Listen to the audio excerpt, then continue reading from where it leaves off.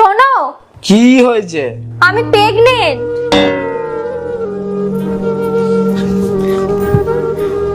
আমরা তো protection use করেছিলাম, তুমি কি করে জানলে? দাঁড়াও, আমি ছবি পাঠাচ্ছি।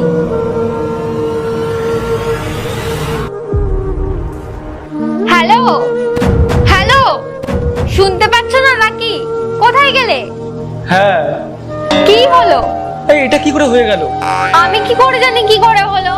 তুমি তাড়াতাড়ি দেখা করতে আসো। এক্ষুনি? এক্ষুনি আসো।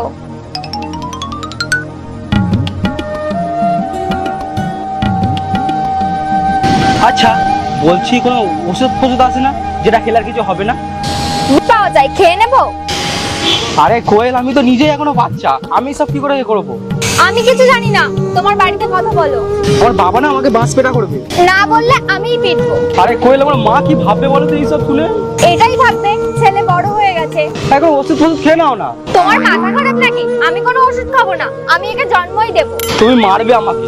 দেখো, আমি কিছু জানি না, তুমি যা করার করো। আর তুমিই তো এর বাপ, এবার থেকে সব খরচা তোমারই করতে হবে। আর যা আমার খাওয়ার ইচ্ছা হবে সব আমি অনলাইনে অর্ডার করে দেবো, আর বিলটা তুমি দেবে। আচ্ছা, ভালোই অজুহাত তো পেয়ে গেছো। আর শোনো, 2-3 মাসের মধ্যে আমরা বিয়ে করে নেবো। আর আমি চাই না যে আমার পেট দেখা যাক। তোমার কি মাথা তারপর সব কেটে গেছে? সব মাই তার নিজের ছেলের জন্য পাগল হয়। চলো, কিছু খাওয়াবে চলো, আমার খুব জোরে খিদে পেয়েছে। চলো।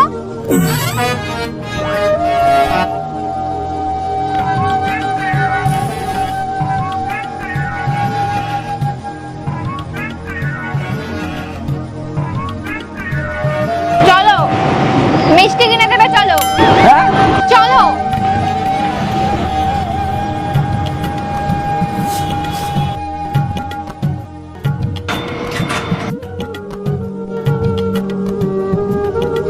আমার মাসির মেয়ের বাচ্চা হয়েছিল না, একদম গোলমোলু। আমার না ওইরকম একটা বাচ্চা চাই। হ্যাঁ, আমারও ওইরকমই চাই।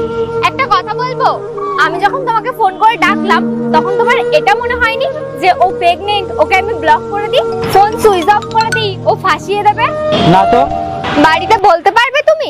হ্যাঁ, আমার তো বলতে হবে, কিছু আর করার নেই। কেন? কোনো বাহানা দিয়ে পালাতেও তো পারো। পালাতে পারি আমি, কিন্তু আমি থাকতে তো তোমার সাথেই চাই। এই নাও। প্রেগনেন্ট না আমি। হ্যাঁ? হ্যাঁ, তোমাকে চেক করছিলাম। আমার একটা ফ্রেন্ড ওর বয়ফ্রেন্ডের সাথে সেম প্র্যাঙ্ক করেছিল, কিন্তু ওর বয়ফ্রেন্ড ওকে ছেড়ে পালিয়েছে।